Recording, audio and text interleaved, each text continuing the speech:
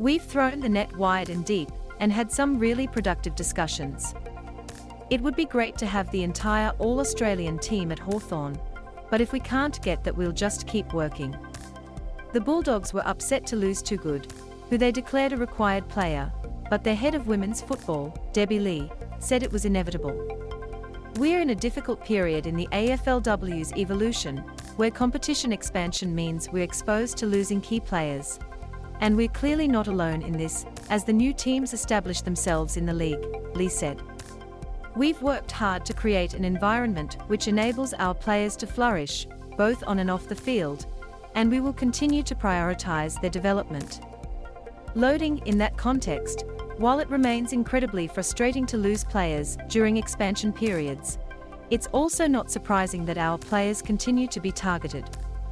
The Bulldogs won the AFLW flag in 2018, but battled in the past 2 seasons, with their 2022 season derailed early, when they were unable to field a team 2 weeks in a row due to COVID-19.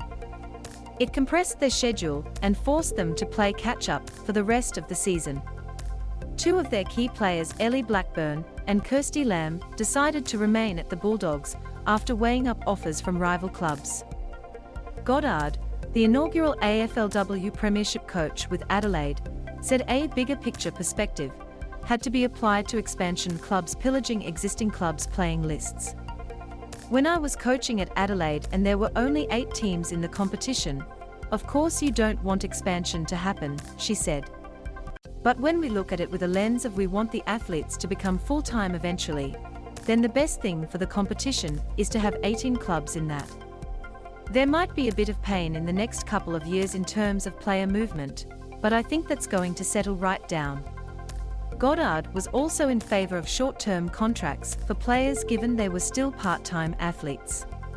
As for preparing for the next season, with a start date still yet to be officially confirmed by the league, Goddard said they would be acting as if it would kick off in August, as has been strongly speculated.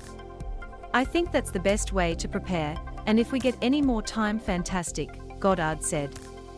Hawthorn's AFL coach Sam Mitchell said the men's program would also be tapping into Goddard's knowledge and expertise. It adds a different set, a different environment, Mitchell said. Sam Mitchell and Beck Goddard.